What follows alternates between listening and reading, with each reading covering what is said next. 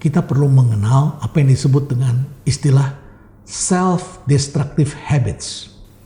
Ini ada 7 poin diperkenalkan oleh Profesor Jack Disseth, seorang ahli marketing yang juga gemas dengan change dan kemudian akhirnya merumuskan.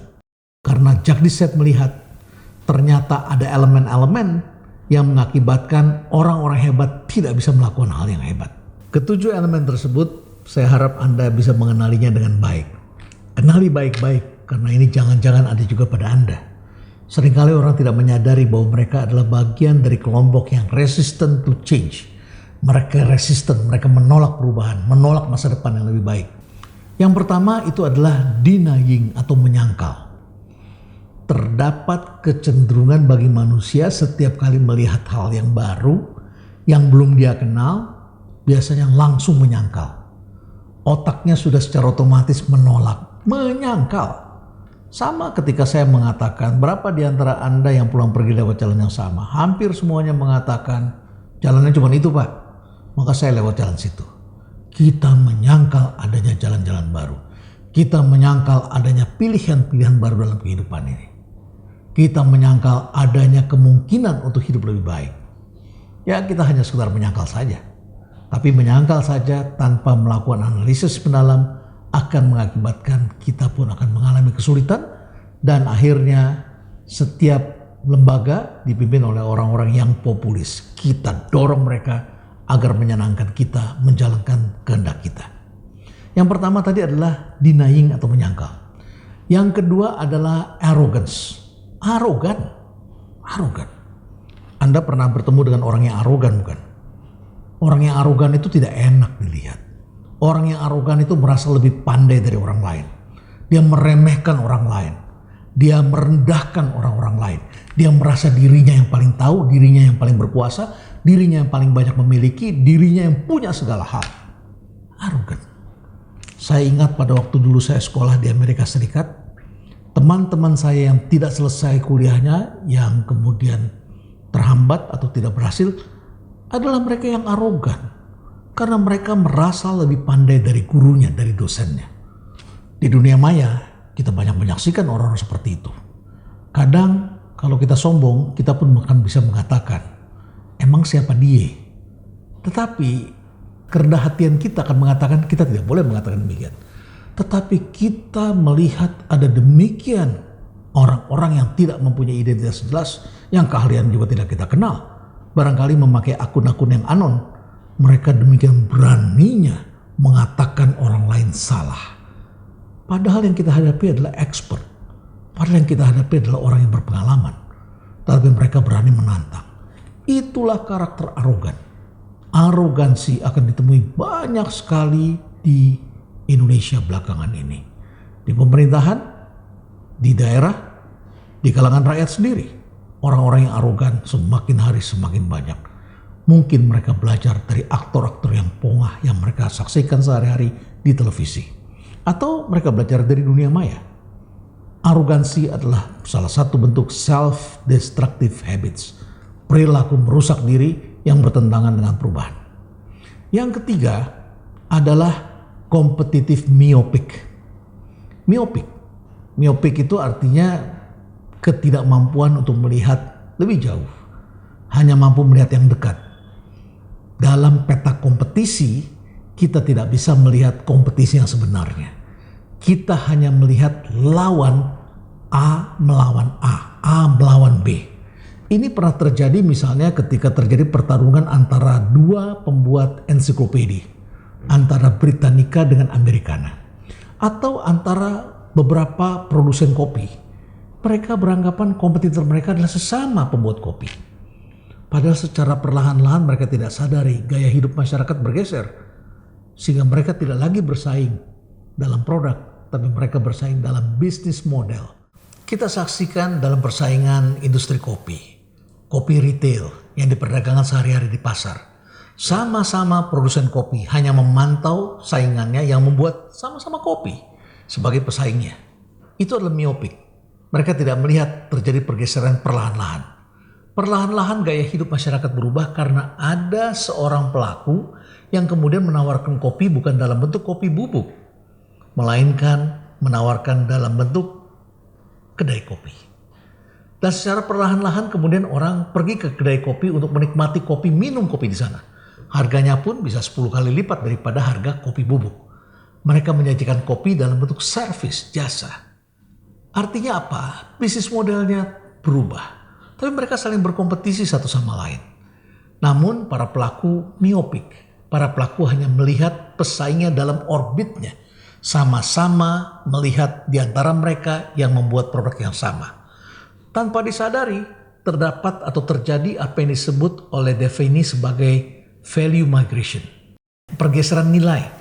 Nilai yang kita miliki, value yang kita kuasai, yang kita dapatkan, bergeser pindah ke tangan orang lain. Dan kemudian orang lainlah yang menikmati karena konsumen bersedia membayar dengan harga lebih.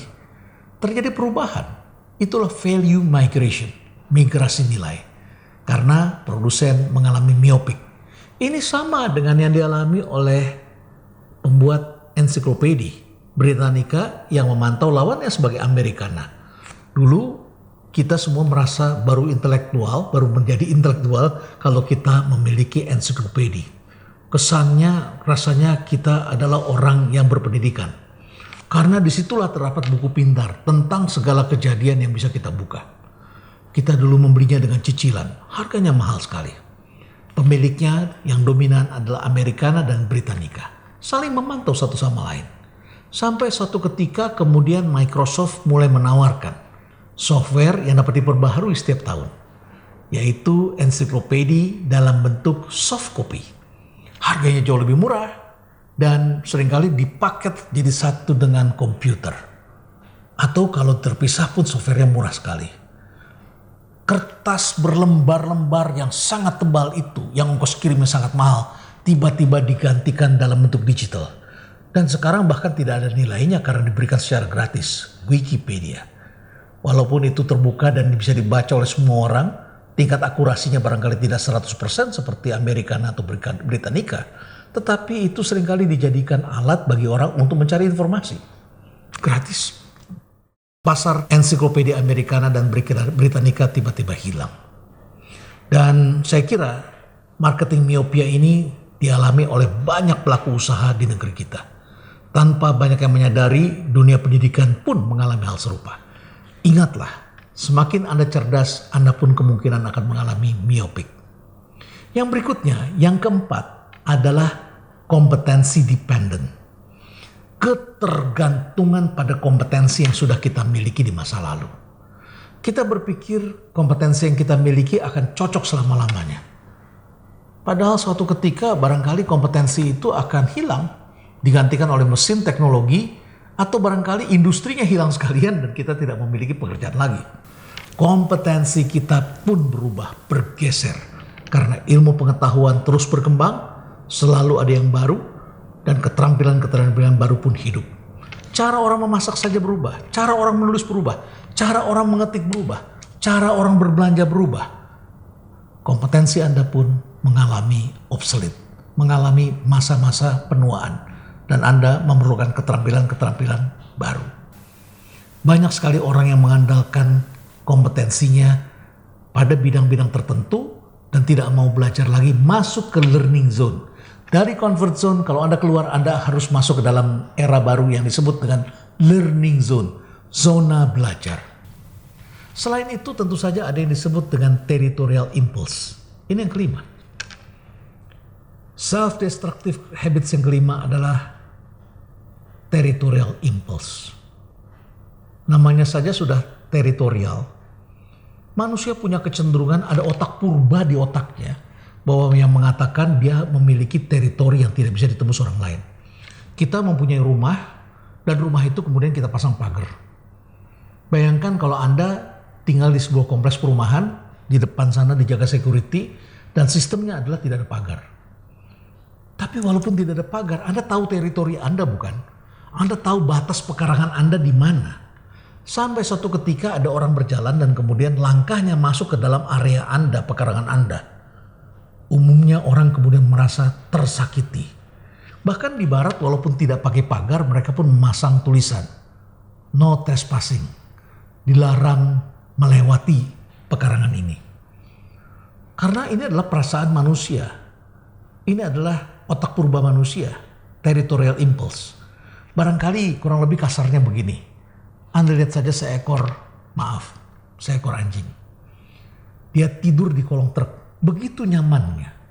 Saya sering bertanya, bagaimana dia bisa merasa nyaman dan tidak diganggu orang, digeser, diusir? Bukankah manusia seringkali saling menggeser? Saya lihat wilayah para pengamen, pedagang kaki lima, mereka berebut bergeser tempat, mengusir yang lain satu sama lain. Tapi seekor anjing bisa tidur dengan tenang di kolong truk. Belakangan saya kira kita semua tahu, anjing itu sebelum tidur di sana dia mengelilingi truk itu. Saya perhatikan sebelum tidur dia keliling truk, dan puncaknya Anda sudah tahu bukan apa yang dilakukan. Dia akan pergi ke salah satu ban, dan kemudian pipis di sana. Dan itu pipis itu menandakan itulah wilayah teritorialnya dia. Maaf, ini bukan hanya anjing. Simpanse pun memiliki perasaan atau sense of territorial. Mereka tahu ini wilayahnya dia, wilayah dia makan, wilayah dia bermain. Tidak bisa yang lain masuk. Harimau, serigala, rata-rata hewan mamalia itu memiliki territorial impulse. Dan ketika kita bekerja, kita merasa kita memiliki wilayah teritorial yang orang lain tidak bisa masuk. Dan kita mengatakan itu wewenang saya. Yang mengakibatkan orang bekerja hanya mengikuti garis vertikal. Atasan dengan bawahan. Padahal dalam sebuah organisasi yang sehat, ketika manusia melakukan perubahan, kita perlu menciptakan apa yang disebut dengan alignment. Alignment, hubungan, bekerja secara integratif, menyatu, menyeluruh. Di situ ada vertical alignment, ada horizontal alignment. Yang horizontal ini makin kita pangkas. Tadinya ada 10 layer, kita pangkas menjadi hanya 3 atau 4 layer. Kita tidak membutuhkan orang yang hanya kerja untuk mengawasi. Kita memerlukan orang yang bekerja. Maka hubungan vertikal ini berkurang. Kemudian kita memerlukan juga horizontal alignment. Kalau manusia-manusianya berpikir teritorial, maka mereka hanya bekerja pada silonya mereka masing-masing. Dan yang kelima ini adalah self-destructive habits yang berbahaya, yaitu territorial impulse.